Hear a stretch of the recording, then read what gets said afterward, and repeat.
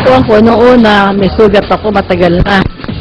Eh, hindi gumagaling kung marami na akong antibiotic. Nag-try ako dito, dahil binalita na anak ko. Nung niyang herbal, nga wala pang 1 month, gumaling.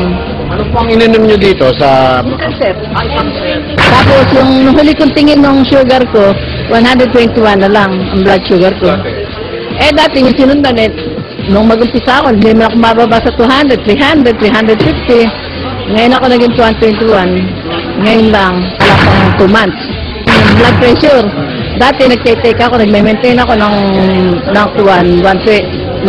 lagi akong 140, 150, 160. Napakaraniwan ko na yun. Ngayon, 120 ang blood pressure ko.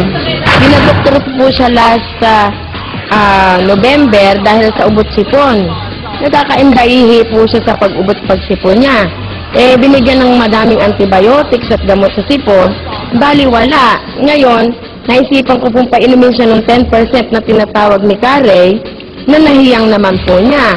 Nakadalawang araw lang siyang uminom, nawalay pagsasal ng ubo, at ayan, hanggang ngayon, eto't nag-iisang taon, napakaligsing bata po. Mula po nung uminom siya ng herbal ni Carey, naging masigla po siya, naging energetic. Di ba medyo mapakla na? May kaunting pait. Pero may pait ano?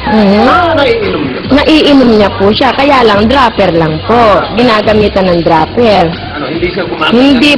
Hindi po siya nangingiwi. Mas magaling pa nga po sa matanda ito eh. Ako nangingiwi pa pero siya hindi na.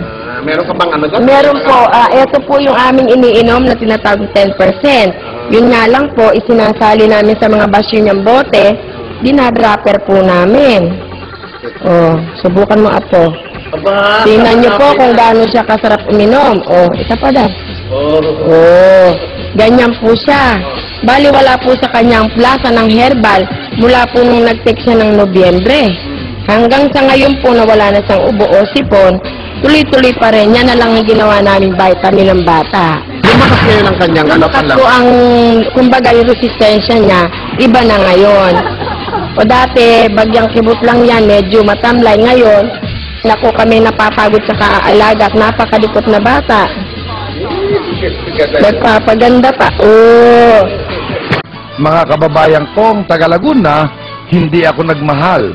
Since year 2000, year 2001, year 2002, ang presyo natin halos hindi tumaas. Kaya nga, sabi ko sa inyo, lahat ng may mga karamdaman, huwag kayo mawal ng pag-asa. Makipag-ugnayan lang po kayo o mag-text. Sa ilalim ng screen na ito, matutupad na ang inyong kagalingan. Minabuti ko po sapagkat kung pupunta pa kayo sa main office, napakalayo. Kaya naglagay po kami yung pong cell number na nakalathala sa ilalim ng screen na ito. Pwede po kayong makipag-ugnayan at ito po ay sinasabi ko at pinatotohanan, ito po ay authorized distributor ng Abanyong Lingkod mula pa noon at magpakailan.